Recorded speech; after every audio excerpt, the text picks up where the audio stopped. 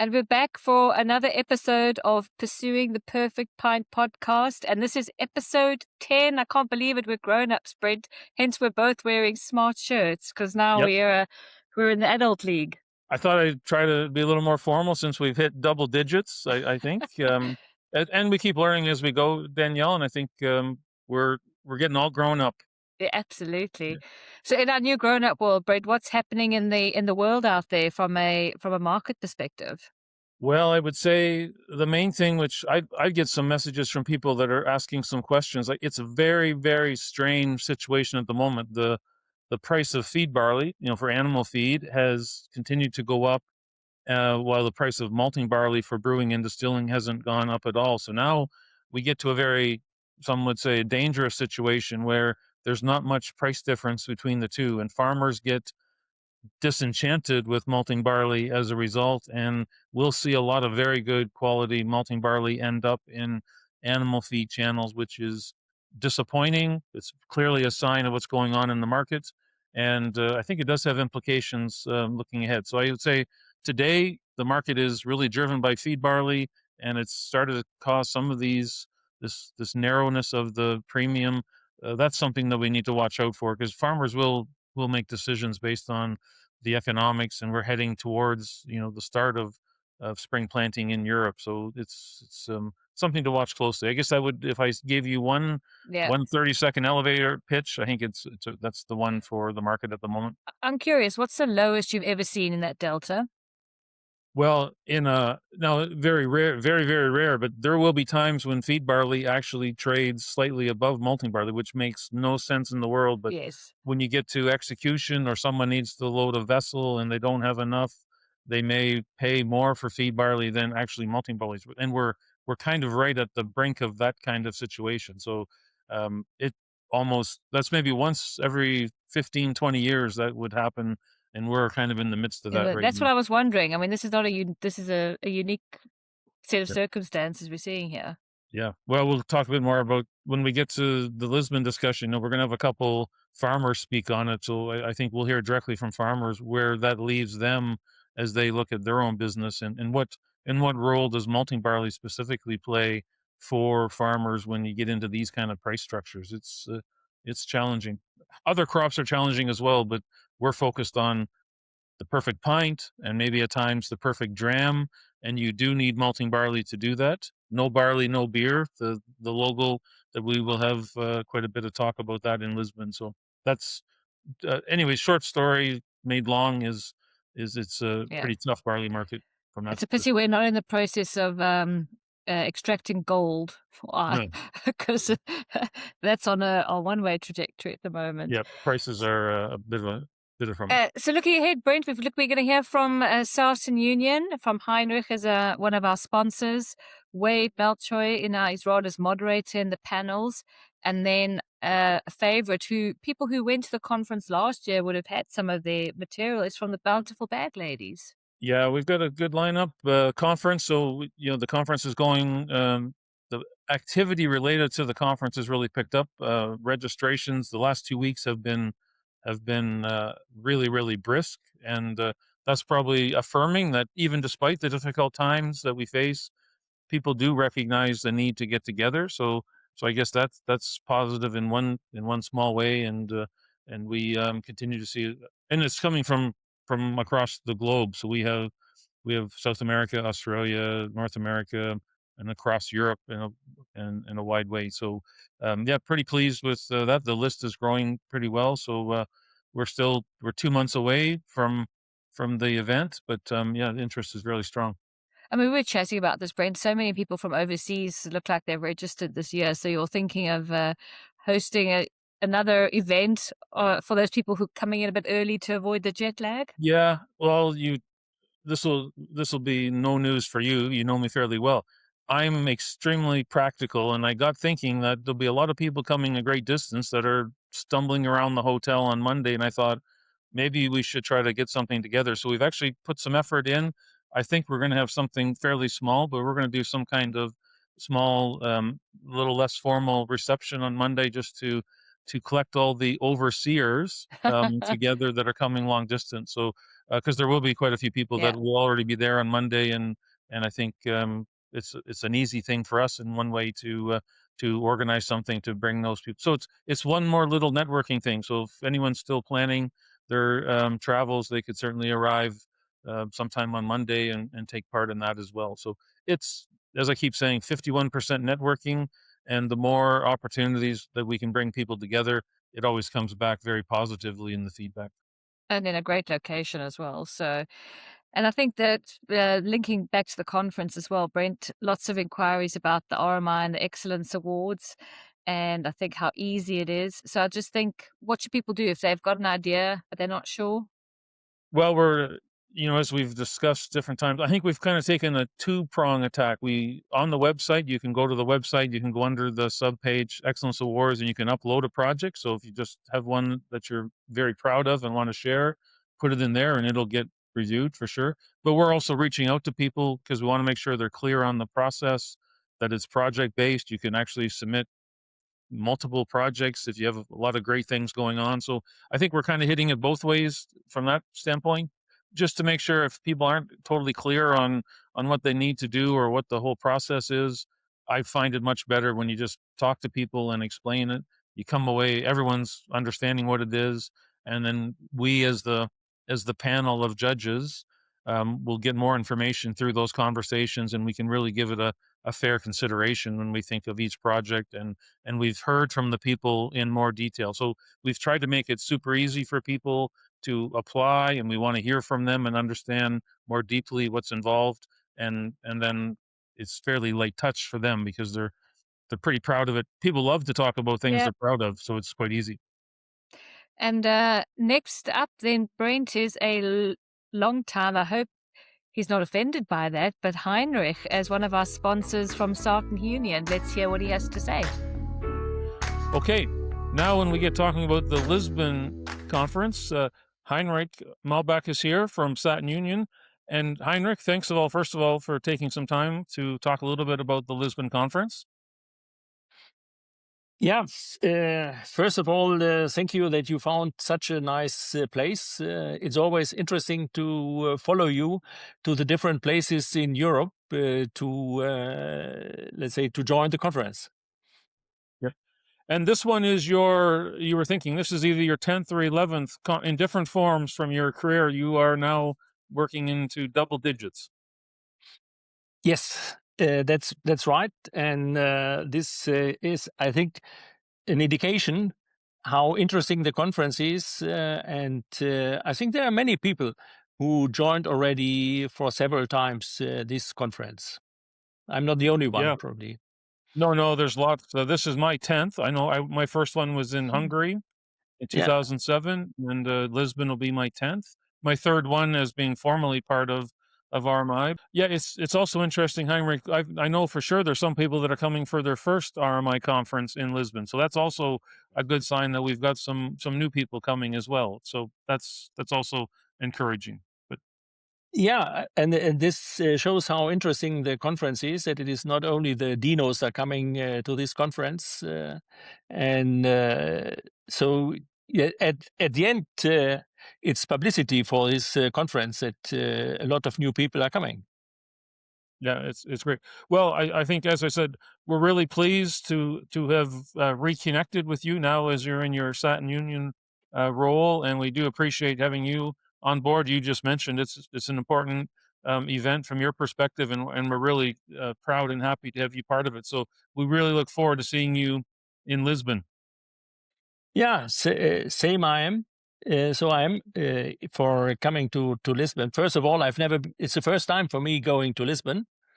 So it's always a good occasion following the RMI to very interesting places. And the other is to meet very interesting people and to have good talks over there. Yeah, well, I've only been there a couple times, but I have and the venues we have selected in the hotel conference area is really really great. So I think you'll be happy, but you'll be the judge of that. So thanks again, Heinrich, and we'll see you in Lisbon. see you over there, and looking forward to the nice discussions and to the interesting discussions we are having over there. Brent, I think Heinrich beats us both in terms of the number of RMI conferences he's attended. Double digits, just like the podcast, I would imagine. Yeah, I think he's been to, if not all of them, a lot of them, and he's had a couple of different moves in his career. But you could tell from in the discussion with him that he really sees the value, and he's a big supporter, as I said, of RMI, and we really are appreciative of that, of course. But he's probably a really good example of what many people, how they feel about the fact that it's a good opportunity to get together with people, and we heard it from him in his own words, which was great. And next up, another lifer, long timer is Wade, who's now set up a new company called West Grain Analytics, and he's going to be moderating one of our panels. Yeah, I have a bit of a problem in the sense that I've worked with a lot of people. Wade's one of those people I've worked with through my career, and so I know Wade quite well, and I've really enjoyed my time with him. And he, through the discussion in Rome, he said, "Hey Brent, if you ever need someone to moderate, I would be more than happy to." So I wrote that down and remembered it and got him signed up. And it turns out now with his change, leaving Molson Coors and going out on his own, yeah, really great to have Wade with us, and great to hear from his perspective. He's spent some time with the RMI events, and yeah, big proponent of ours, and we're a big proponent of his. So we'll certainly support him in his journey ahead. Okay, well, we're going to take a couple minutes to catch up with Wade Malchow, who was on stage in Rome, and thankfully, Wade, you've agreed to moderate in Lisbon. So first of all, thanks for taking a few minutes, and really looking forward to having you join us in Lisbon. Thanks for having me, Brent. Yeah. So I guess before we get started, I guess I would say I would have introduced you as Wade from Molson Coors, but that's changed. So you're now moving on into in a new role. You've stepped away from Molson Coors and got some other things planned. So I guess some exciting times on your side. Yes. After 27 years, moving on from Molson Coors, and now looking forward to a few ideas I have in malt barley supply chain. So more to come. Yeah, you'll stick with what you know, which is always a good idea, I think. Yeah. So when it comes to Lisbon, I've got one on the agenda. I've got the session that you'll be moderating, which is all barley focused, which will be right in your wheelhouse. I'm using the term you know very well, no barley, no beer. So I have no barley, no beer, part 1 and part 2 on Thursday morning. So with that, I guess you'll adeptly lead the conversation through that. As I said, it's really all the stuff you've been doing for those 27 years. So I guess that's the delivery part. I guess maybe you could give a bit of your view to what it is you like about the RMI, and why moderating kind of fit with what worked for you. Well, the RMI conference is the premier event to gather together, to network, make connections is the biggest thing that's served me back to, we were talking earlier about, I think Madrid was one of the first ones I'd been to. And since then, I've found it to be just an invaluable place to network, connect. And in these times of significant challenge and opportunity, it's a great way to not only build out and strengthen what you got going on in 2026, but actually put together better plans for 27 and 28 to make it more successful. Yeah, for sure. I'm building the theme around, building a resilient malt supply chain for 2035. So I wanted to kind of get 10-year horizon, and well, Wade, the things like regen ag and sustainable barley production and so on. There's been a lot of work done already, of course, but there's so much more to do. I don't think we'll get it all done in 10 years, but we really need to be all tied up and moving in the same direction. So I guess that's that throughout the conference, I guess this whole theme is going to be, what do we need to do to be ready for 2035 and beyond, of course. Well, and getting the boat moving in the same direction is going to be absolutely key. We can't be going in disparate, polar different places.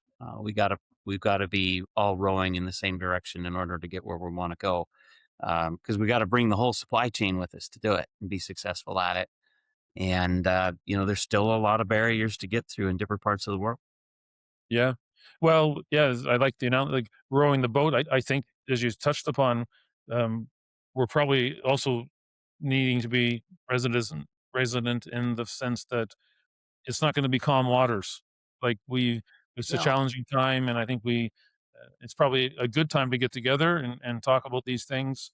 But I think we also have to realize that it is going to be less than smooth sailing, whatever the right term is for that. Well, and that's just, it takes those connections, that networking to help you find those solutions, because everybody's supply chains, everybody has their nuanced differences that they're trying to solve for. And this is where you can come and you're going to have those discussions you might not otherwise have.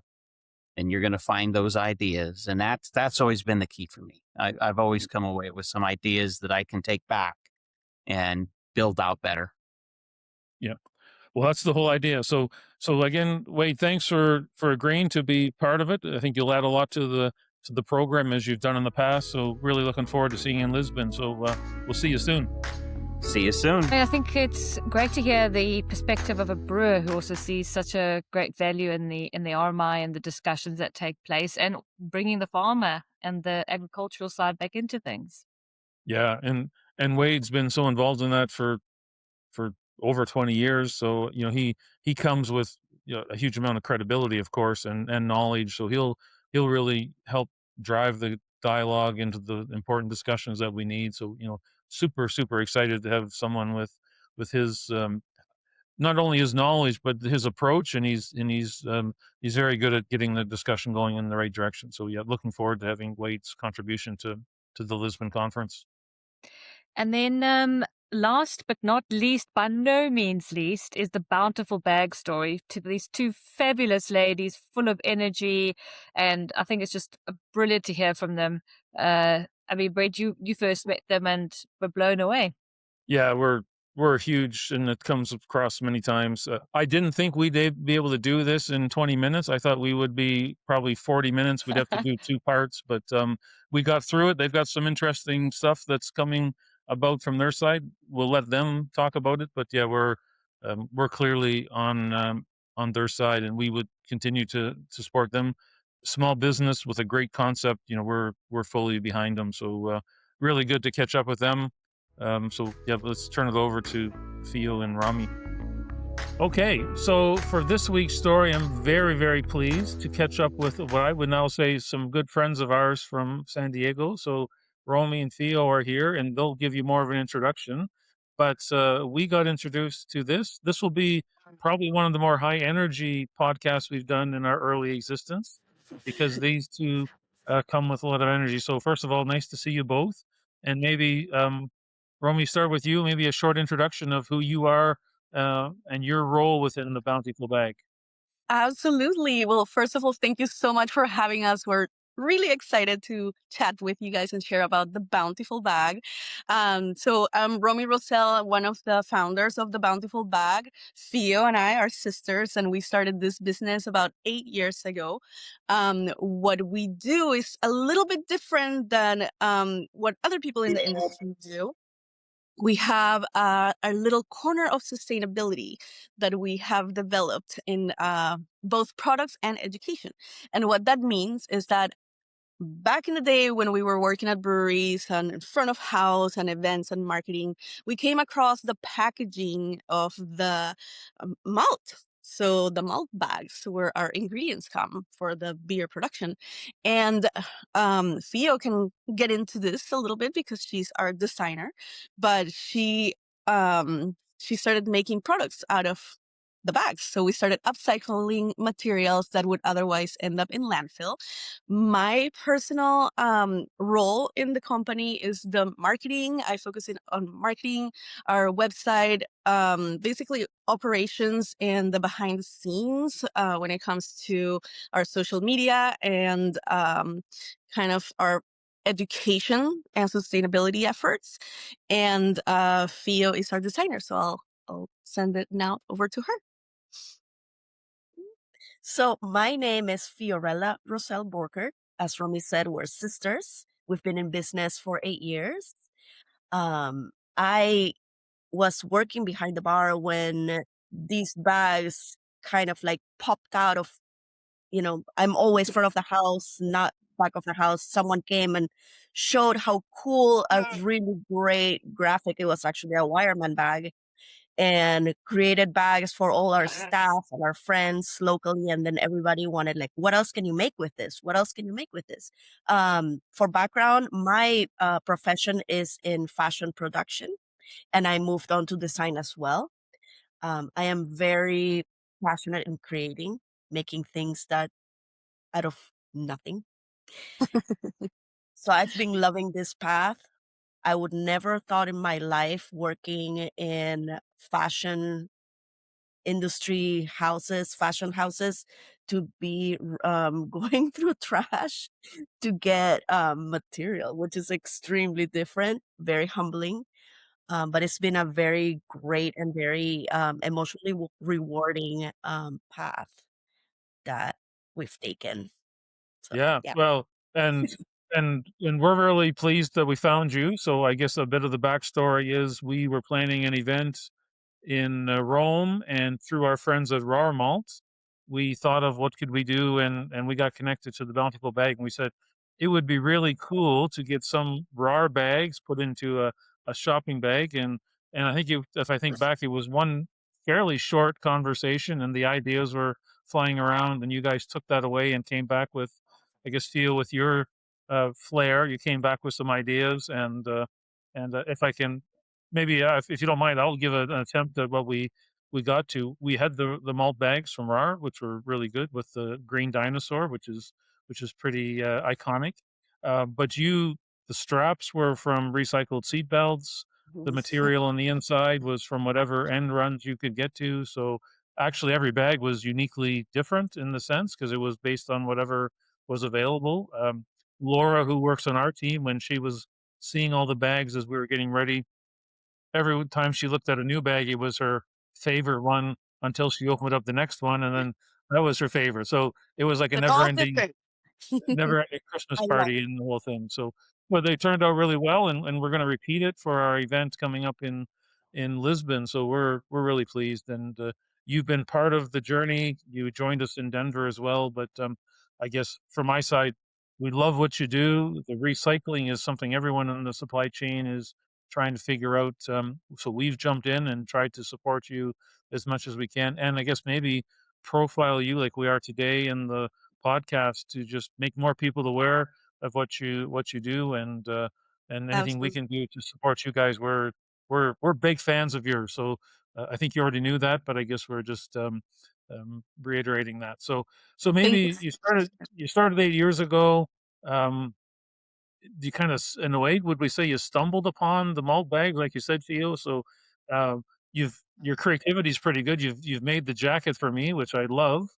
It's loud, not loud in color. It's loud in that it makes a lot of crinkling sound when I wear it, and it's also very warm. So I need to pick my places. Don't When it's 100 degrees in Denver, it's hard to put on a jacket. But and you've made some dresses which Caitlin has um, modeled for you, so it's been very good. But maybe is there anything else you'd like to share with people? What are some of the more creative things that you've worked on? We've seen some amazing things, but you do a lot. So maybe in reverse order, maybe Theo, what are some of the things you're most proud of when you think of when you've applied your creativity? We've done from smaller things as tote bags and the zippered pouches all the way to guitar cases, dresses, um, all the vests, all those outfits, and keep your eye open for ties in Portugal. That'll be a fun addition. We literally have opened thousands of bags, and I have proof of it. Oh wow! Thousands of bags have been opened. We've been saving them, and we also use the string to tie our tags onto the product. So we've also as well sold thousands of products that have gone with lots of thread. So this is not all the thread. This ball could be a lot bigger. Um, Well, if you don't, that's a good point. And before I forget, you remember when we were making the raw bags, and you were wondering whether you could find enough of the dinosaur bags, and I said, well, we could just have RAR send you some bags that hadn't been used yet.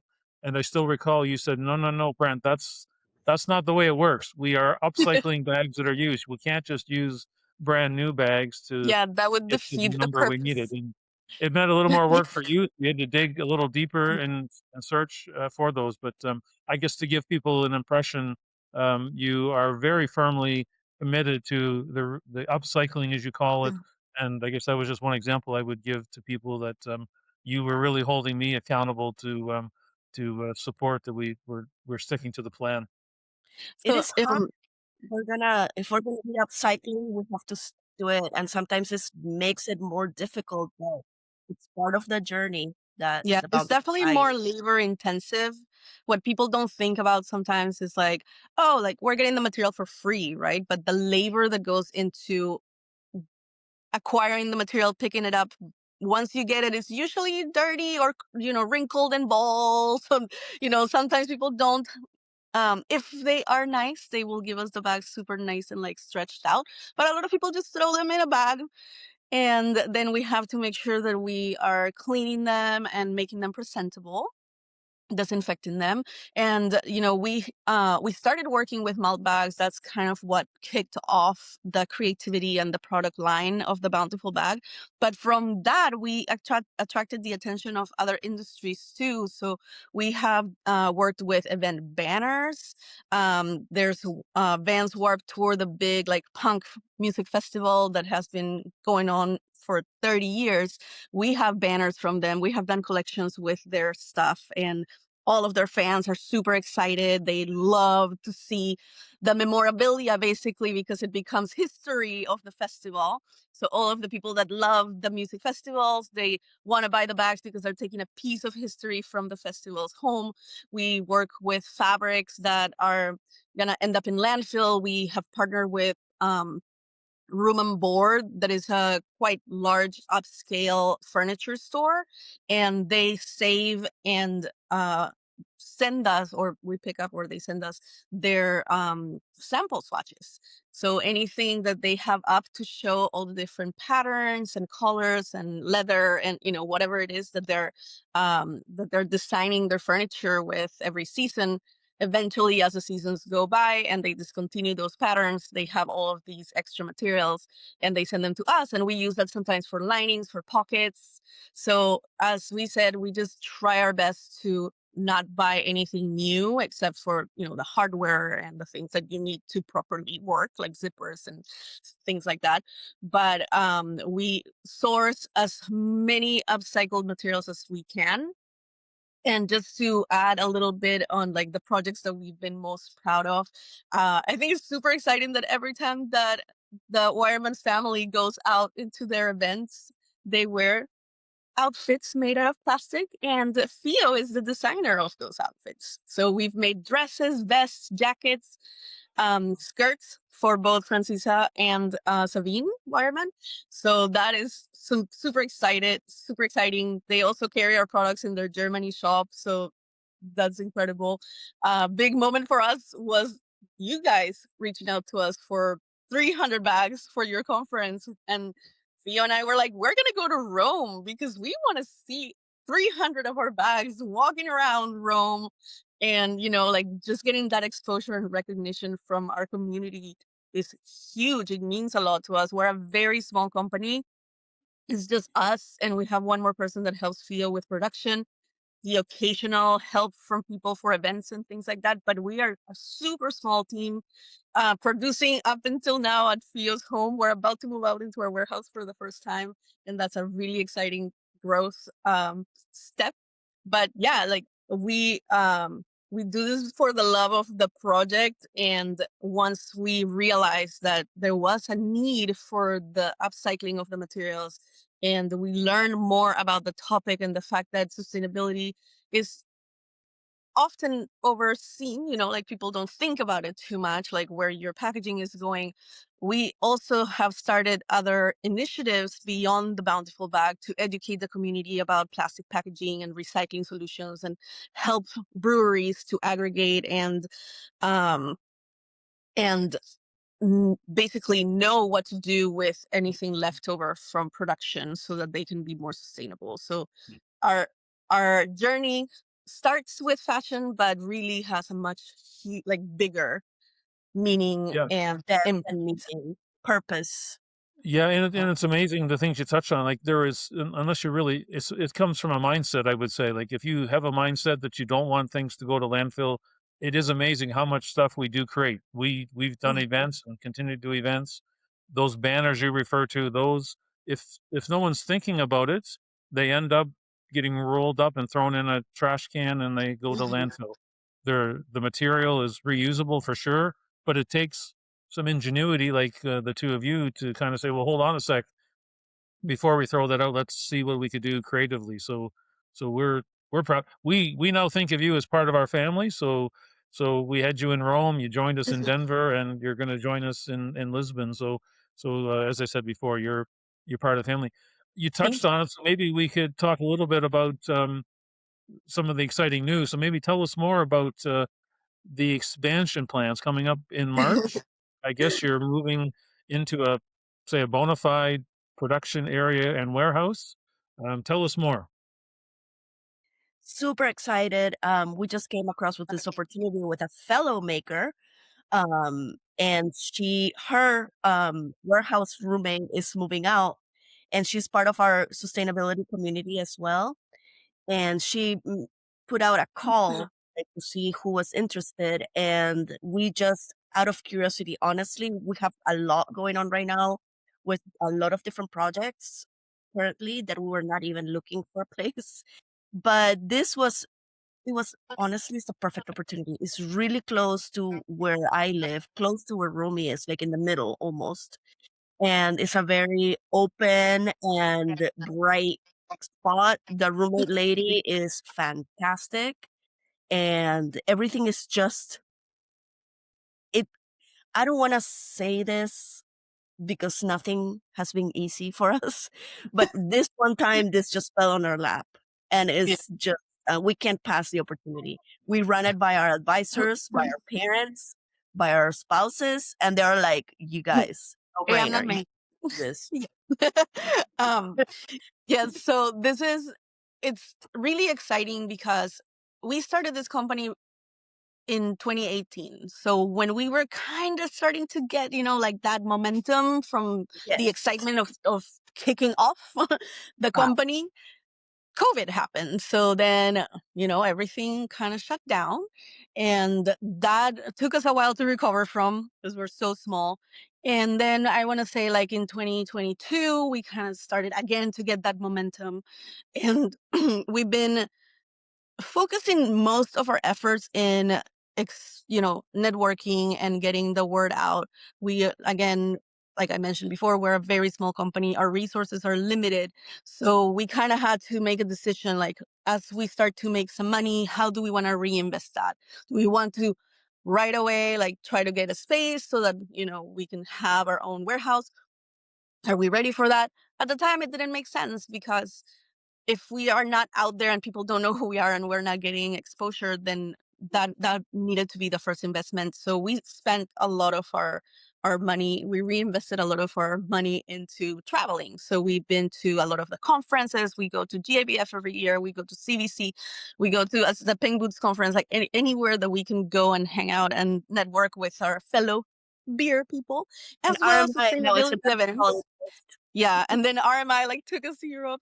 So it's like we wanted to be present and talk about this and get the attention of people in a fun and exciting way, which is via outfits. So every time that we travel, we wear our skirts and our jackets, and it's a conversation starter. People see us Yeah. wearing those things and they're like, "What is this?" And then we get into it, and it's a really great way to do kind of like our grassroots marketing.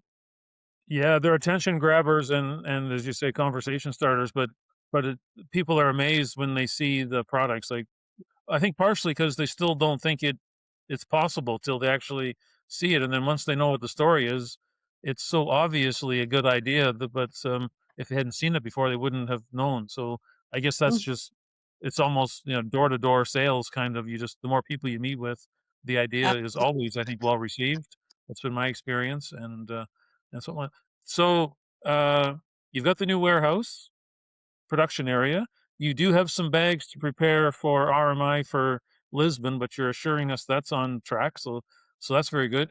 But you have some other important news that you and you touched upon it. So maybe you could share another big event that you're going to be at, but maybe even profiled even more through some help from our friends at Rare BSG. Yes. So if you're not at Lisbon and missing out on the RMI conference, then you can always find us at CBC. This year is going to be our very first year exhibiting, and we are going to be part of the RAR BSG exhibit. So they're going to house us, and that is super exciting. RAR BSG has been a huge supporter and even sponsored one of our big event that we do every year, and they've been buying bags from us since basically we started. They're one of the first people that we contacted when we started doing this, because we wanted to make sure, of course, that we could use the materials that contain their logos, and it's intellectual property. We don't want to get in trouble, so we reached out to everybody very early on, and we received an incredible support from the community, and RARBSG has been a big supporter. So they're gonna have us in their area. We're super excited to exhibit for the first time at CBC, and we'll see you Yeah, there that's great. if you're in Philly.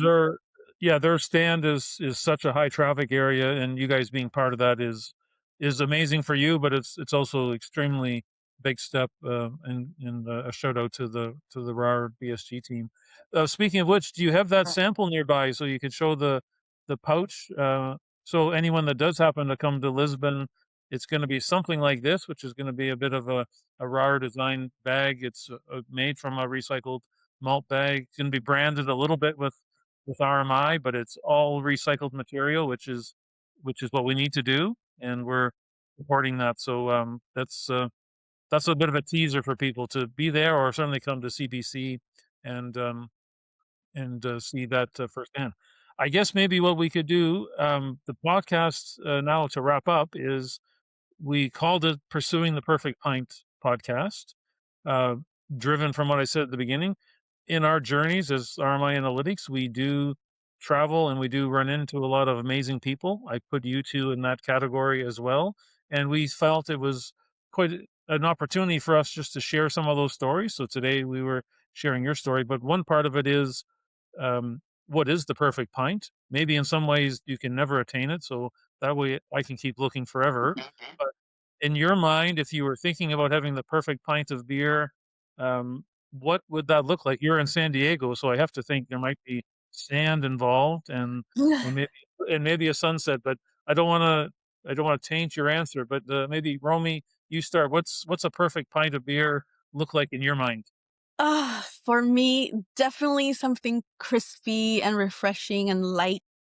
Um, I really enjoy a nice Pilsner. I don't know, like, and then yeah, absolutely, by the beach, by the pool, anywhere where there's sun. We get a lot of that here in San Diego, so that's why I like drinking more like light beers and something refreshing that helps you get, a little bit of a break from the heat. That would be for me. For me, I'm just gonna name drop because it's legit what came to my mind. I want an agua baja from Craft Coast Beer. I And was a thinking about and a that. turtle from there. That's literally, honestly, no offense, I adore. We have so many wonderful breweries putting out incredible beer, but Craft Coast is 5 minutes away from our house, 10 minutes away from the new studio, and their beer is just top notch. And agua baja and their tacos. Wow. Yeah. So Wow. if I hear that correctly, if, say, for example, if I was to get to San Diego, I could get a tour of some of these places and enjoy some of these beers and tacos that you described. That to me sounds like you're getting closer to the perfect pint. And it's Yes, and a good, San Diego is beer and tacos. You gotta have it. And Craft Coast does an incredible job. And they also are one of our partners. They save their malt bags for us. So they care about what we do and they help us out. And yeah, it's really fun to see the breweries too, the ones that step up Yep. to help us and save their bags and treat them with care so that we don't have to do all this Yeah. extra work. Yeah. Well, so here on the podcast, we'll say if you could introduce us, then we'll tell their story on a future podcast, and we'll just spread the word of what they do. Who wouldn't like beer and tacos? Like, I think that's probably one of the best food pairings you could think about if you're certainly in San Diego. I would probably head to the beach if I could, but Yeah. yeah, well, Yeah. I think we'll wrap it up there. We're really, really proud of all the stuff you're doing, and we're big supporters, as I said. We're really looking forward to seeing you in Lisbon. We're going to actually have you set up with a little bit of a stand so you could display some of your products. So don't forget to get the bags done ahead of time amongst all your move to the production and warehouse. And really great work you're doing, and look forward to seeing you in Lisbon. Thank you so much, friend. We loved Bye. having this conversation. Thank you for having us. Yeah. All the best. Cheers. Super exciting. Cheers. Thank you. I just love that from garage to getting their first sort of warehouse. I think that is just the sort of success story that we all want to hear from a growing business doing something as great as they are. Yeah, and they've just taken an idea that they kind of just stumbled upon, and they bring a really unique mindset to it. And they talk about that, of course, and as we heard, honestly, Danielle, when they started talking about beer and tacos near the end of that, like, I was thinking, I was getting hungry, number one, but I thought, beer and tacos is such a great pairing. Oh, We yes. need to. So I got to find. It's not the most easy place to get to from Switzerland, but I guess I need to find a pathway through San Diego, because I'd be all over that beer and taco I experience. have to say, it sounds good. In San Diego, which I think the sun shines 364 days a year, so I think the perfect pint may actually Yeah, reside that's true. somewhere in San Diego. What is winter there? Not really a thing. Yeah. And what's up for next week, Brent? Well, next week we're going to continue. We've got some work that we're doing on details to be released a little bit, but I want to explore a little bit further into different parts of the world. So I'm looking into Argentina and Ooh, other exciting. parts of the world with a brewer. So I guess not to be too elusive, but I think a little bit of stay tuned. But Stay tuned. we're out there connecting with people and bringing those stories to life, which has been the whole goal of the podcast. Well, see you next week. Keep pursuing. Cheers. Number 11. Keep counting. Number 11, yes. All the best. Cheers.